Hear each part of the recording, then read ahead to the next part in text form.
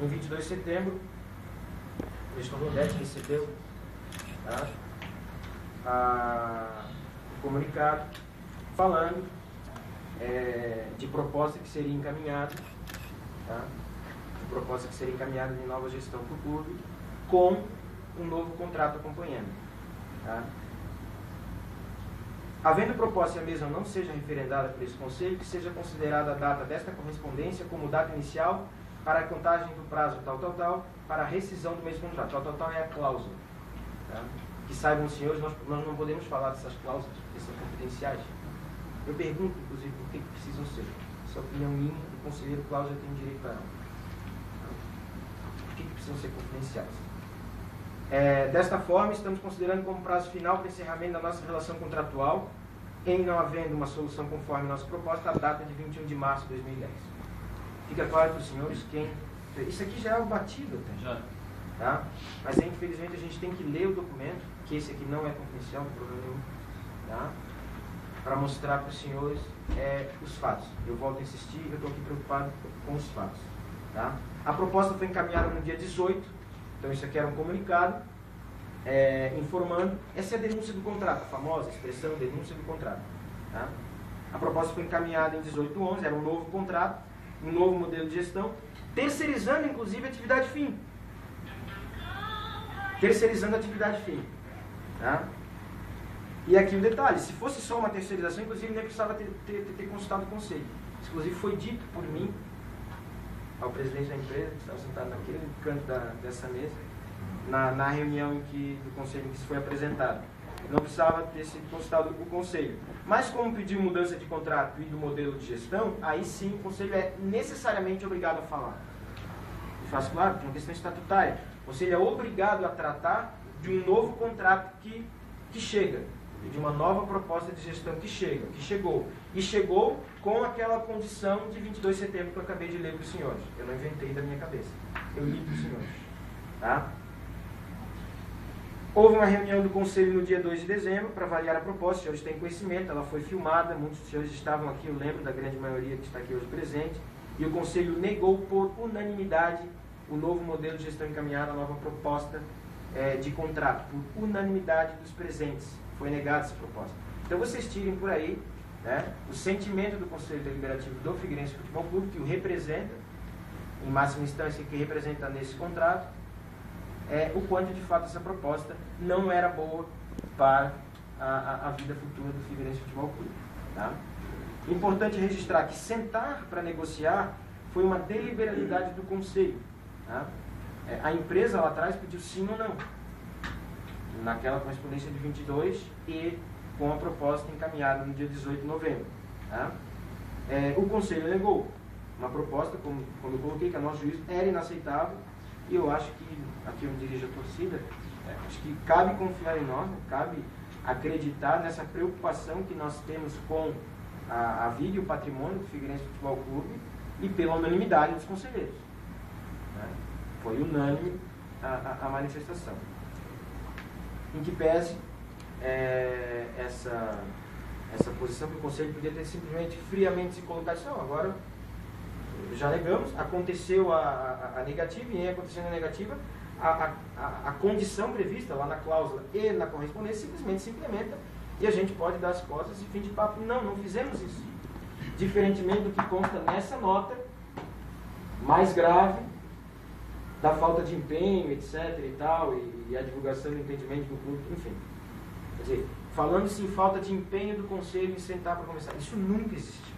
Muito pelo contrário. Tanto que, chegando de viagem, o presidente da empresa, Figueirense Participações, nós estamos nessa sala no dia 15 de dezembro para entabular, dentro daquilo que não fugisse à decisão já tomada e a condição já automaticamente implementada, o que poderia ser feito para que a situação se resolvesse.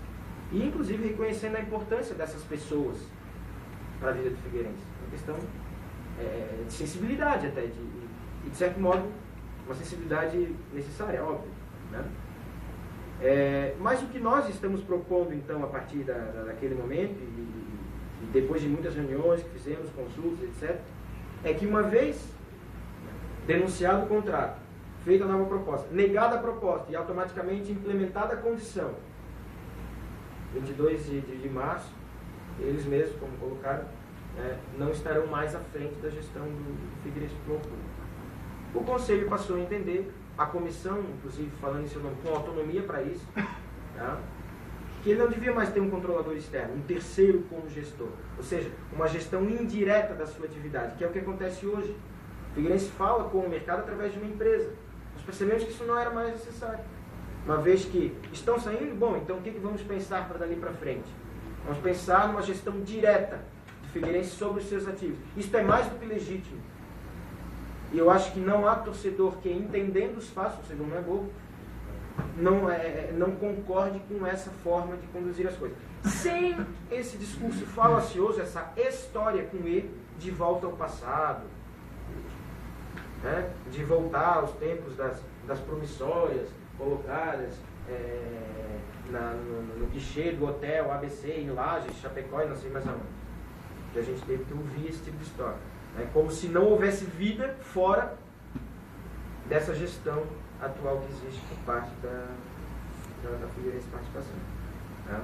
Então, esse é um histórico que a gente julga ser necessário. Tá? Houve, como eu já falei, o pedido de retratação, já dei um exemplo concreto do porquê que nós entendemos que ela não cabe. Tá? Mas, independentemente disso, reunidos no dia 19 de janeiro, eu não estava aqui, até estava em viagem, mas acompanhando diariamente o que estava acontecendo aqui, por 61 votos a 16, o Conselho Deliberativo rejeitou também essa retratação. Então, considerando de fato o contrato denunciado, por conta do que prevê a própria cláusula, aliás, prevê isso de forma automática. Bom que vocês saibam que, agora que está trazido aos autos, né, nós tivemos acesso aos autos, o Conselho não precisaria nem falar sobre a tal da denúncia dos 6 meses de antecedência. Seria automática a aceitação. Mas ao mesmo tempo ele falou, e por unanimidade negou, como eu disse, no dia 2 de dezembro. Tá? Então, esses são alguns fatos. Teria vários outros aqui, mas eu acho que tornaria longa e extensa a minha fala, e aí eu acho que talvez pode abrir para as perguntas. Né? Aqui sobre essa questão da vinculação do sucesso com o contrato eu já tratei de forma muito objetiva. Enfim. E para fechar então, abordando especificamente a nota, talvez seja a grande motivação da gente ter feito essa reunião na tarde de hoje, a gente iria chamar essa reunião, alguns perguntaram, na semana que vem. Mas eu acho que isso se antecipou por conta dessa nota, bastante infeliz na nossa leitura, bastante lamentável, como foi dito em nota parcial já publicada ontem pelo nosso presidente Winston Lodé. Tá? Então, resgatando só alguns pontos, né? Como eu coloquei, eu até já dei o exemplo de como que se trabalha com a linguagem, né? Essa questão da gestão da empresa e os títulos estaduais, na verdade, não são 6 títulos sob esse contrato, não são. São 2 títulos sob esse contrato. Inegavelmente, as mesmas pessoas à frente e tal. Mas isso é para mostrar que não precisa desse contrato para o Figueirense ter uma vida de sucesso no mundo da sua atividade principal, que é o futebol. Desde que seja administrado